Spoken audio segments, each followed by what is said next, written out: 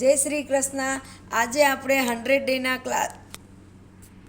ડેના ક્લાસમાં આપણે મેં તમને શીખવાડ્યું છે કે કેવી રીતના શર્ટમાં પેન્ટમાં કેવી રીતના કટ કરવાનું ને કેવી રીતના કરવાનું.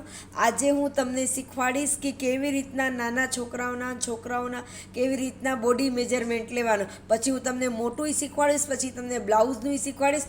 નેક્સ્ટ હું તમને એક સ્ટેપ એકદમ ઝીરોથી કેવી રીતના શીખવાનું છે ને એ હું તમને શીખવાડીશ. મારી વિડીયો તમને ગમે તો લાઈક કરજો, સબસ્ક્રાઈબ કરજો, શેર કરજો, કમેન્ટ કરજો. હવે હાલો આપણે છોકરીનું કેવી રીતના માપ લેવાનું, એમાં શું શું ધ્યાન રાખવાનું એ બધું હું તમને શીખવાડું.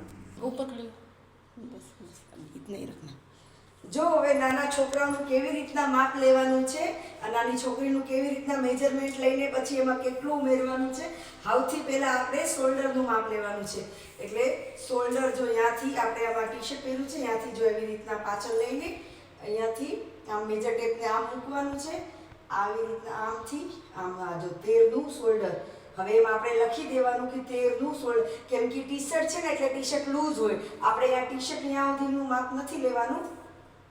જો અહીંયાથી આમ સીધું રાખવાનું અને અહીંયાથી આવી રીતના આમ.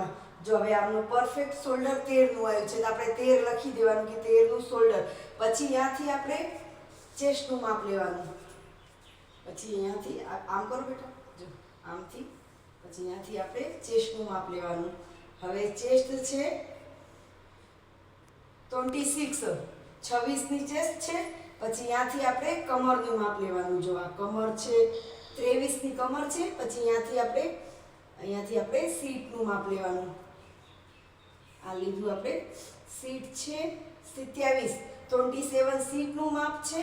અને પછી આપણે એનું પૈજામાને પૈજામાનું માપ લેવાનું છે. જ્યાંથી છોકરાઓ પહેર્યું છે ત્યાંથી મોટું એવી રીતના અહીંયા મૂકીને અને એવી રીતના જો અહીંયાથી આમ મૂકવાનું અને અહીંયા સુધી લેન્થની માપ લઈ લેવાનું.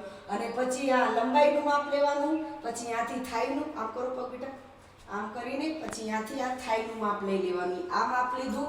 પછી આ માપથી અને કમરના માપથી આપણે જોરાનું માપ ખબર પડી જાય કે કેવી રીતના જોરાનું માપ લેવાનું હોય. પછી અહીંયાથી આપણે મોહરીનું માપ, ફિટ મોહરી અહીંયા કટવાળું કરવું હોય ને તો આપણે આવી જ રીતના મોહરી, અને આપણે એકદમ ફિટ અને એકદમ સરસ તો આ પંજાને આવી રીતના જો આ પંજાને આમ રાખવાનું અને ઉપરથી આ પંજો આમ રાખીને અને ઉપરથી આવી રીતના આમ માપ લેવાનું.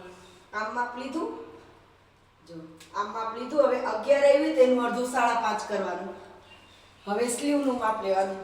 જો સ્લીવ છે ત્યાંથી સ્લીવની ફૂલ સ્લીવ, હાફ સ્લીવ, આપણે જેવી રીતના ફૂગી સ્લીવ અને ફૂલ સ્લીવ કરવું હોય તો આપણે અહીંયા રીતના એવી રીતના જો અહીંયા આખી આંગળી સુધી માપ લેવાનું. અને અહીંયાથી પછી ગાળાનું માપ અહીંયાથી લેવાનું. જો આ ગાળાનું માપ છે.